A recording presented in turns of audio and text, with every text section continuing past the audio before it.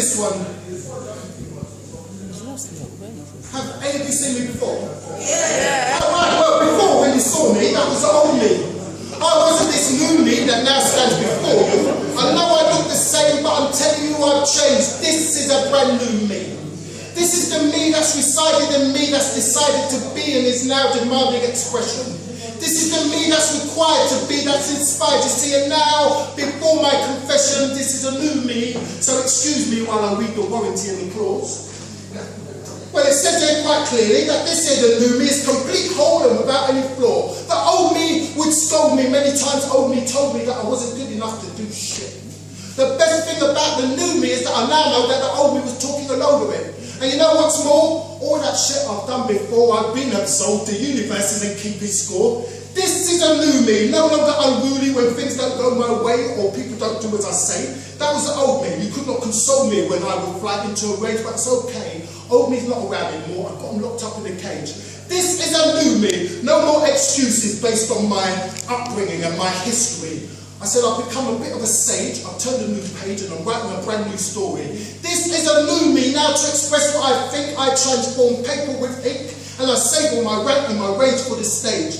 The new me knows that there's nothing wrong with me, that what's right with me can't fix. Right. I'll give you that for free. I got that from my therapist. A solution-focused therapy tip. Now, how to get the best of this new me?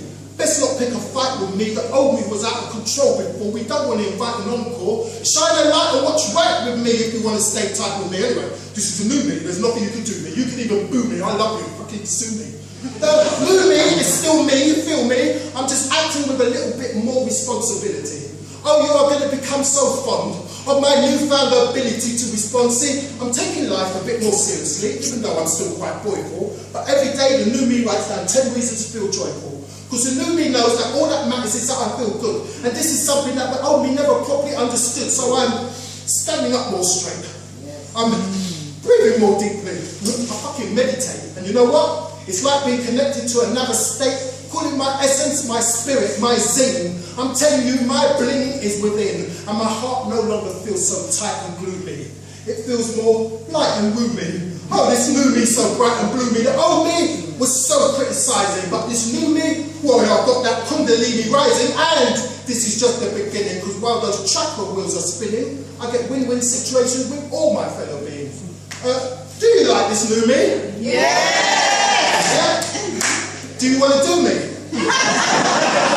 Listen, I would do too if I could do myself, which is really ironic because I told the old me to go fuck himself. If you're old you won't do, then you've got to be like me and find yourself a brand new you. You feel like you've got a seat on the front row pew, a room with a view. I said before when you saw me, that was the old me. I wasn't this new me that now stands before you, but shall I tell you something truly? Yeah. I was always a new me. You just never really knew me. I've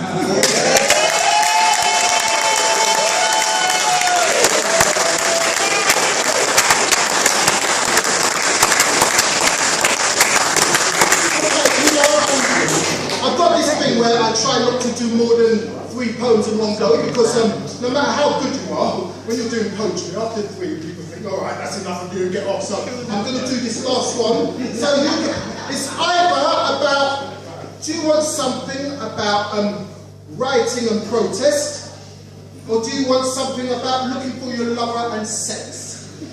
Wow. Alright, rioting and protest, rioting and protest, say yo! Okay, sex and looking for love, say yo!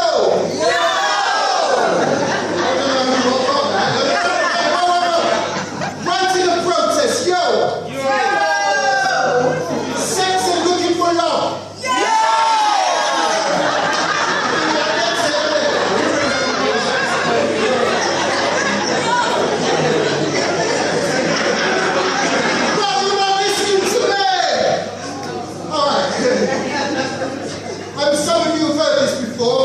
It's one of those things, hear it again and again. When I build it, she will come. You can tell by the way that I lumber along. And you can tell by the way that my shoulders are hung. If I gave you a hug, I'd probably hang on a little bit too long. Too much enthusiasm, kissing cheeks 3 times each instead of just one. You'd nudge your mate and say, look at him, he's one of those lonely ones. Unlucky in Love was the song that was sung. It went on in my head for so long till I read something said by Seneca the Young, when he said luck is what happens when opportunity meets preparation. When opportunities abound, so I'm preparing the ground. I'm building a basis for love just to happen upon, and when I build it, she will come. Loneliness, you're taking the piss. There's 7 billion people on the freaking planet. How do you even exist? You don't. You're a freaking illusion, a fake ache in the chest. Oh, it's time I moved on from this and followed my bliss, like Joseph Campbell suggests. Love if you want to be loved, said Seneca the Younger, so I'm flooding my senses with amazement and wonder. I'm constantly on the lookout for things to appreciate and bask in. What is there not to love? Come on, I'm asking. I'm building up my value sensitivity, my eyes on the outcome, and when I build it, she will come. So, build from all this stuff that had me. I wasn't expecting that, nice. Build from all this stuff that has me inspired, and looked from a loneliness that had me mired. I'm now riding rocket of my desire to where all cooperative components conspire to build one of those freaky moments when the frequency's higher. And the sizzling reply from the rocket desire that I launch is going to come in the form of some bodily warmth. See, loneliness tried to lay me down with its taunts. It got me before, but this time it won't. My heart on my sleeve, I'm not always the wisest. And some of you have come pretending to be her. Yeah, I see through your disguises. Still, I try to get along anyway, which, but sooner or later, if your girl don't love you, she's going to switch. She's going to unleash the bitch. And you're left without a stitch of dignity, screaming myself like a bitch. How could you do this to me? See, I admit I was going about it all wrong, and I've done some shit that I shouldn't have done. But you know what? Fuck it, let me just practice once. I'm building a ladder to love, using lessons learned from my wrongs as wrongs. And when I build it, she will come.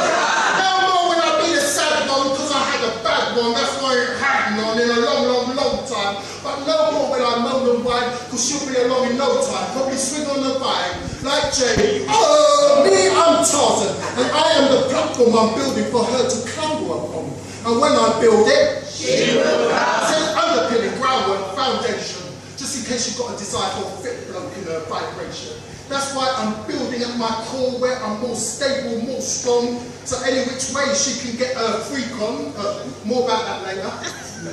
Now, it may be that I've built up so much karma that love will come but bringing the drama. But that's okay, because my happiness does not depend on what another says or does. And we each got happiness inside of us. Look, I know you heard this before. Maybe this time it will get through.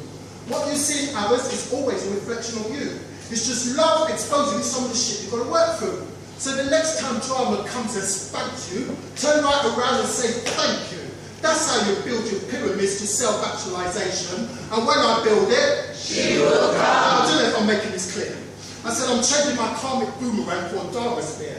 It's so easy to spot in the atmosphere. I'm cleaning up my spiritual sphere. It's my inner bling that I'm building upon. And when I build it, she will come. With my rap-a-tom-tom, she will come with the sound of the drum. How's she going to know what door to rap-a-tom on? Well, I just said I'm building a better door that's going to stand out. And when I build it, she will be there without a doubt. I'm just waiting for the bell to go ding-dong, and she's going to be standing there just as I ordered with bells on, wrapped in purple ribbons, waiting to be undone. I'm going to use my tongue.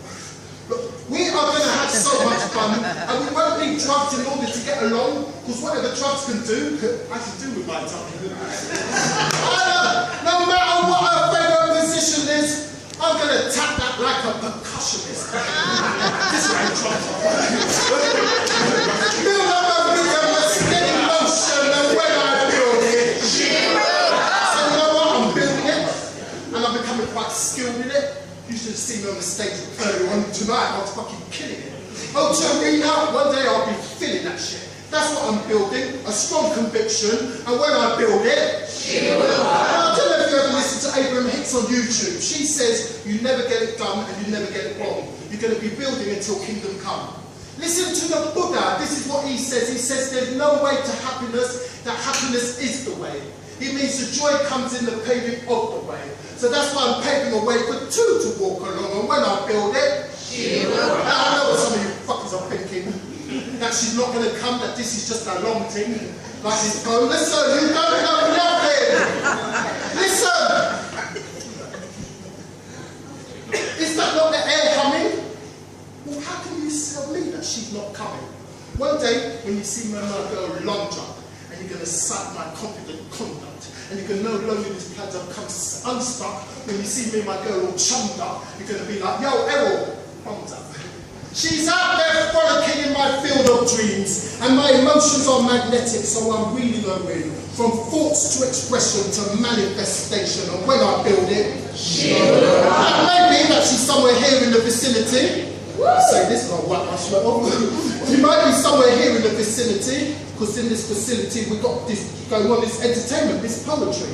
I mean, maybe she's here and she doesn't know it's me. Or she does, but she needs a bridge to cross over a pond. Well, it's what I've been saying all along. I'm just a poet looking for my poem. That's why I built this ode to love, to bridge the chasm. And as I build it, how I build it, when I build it,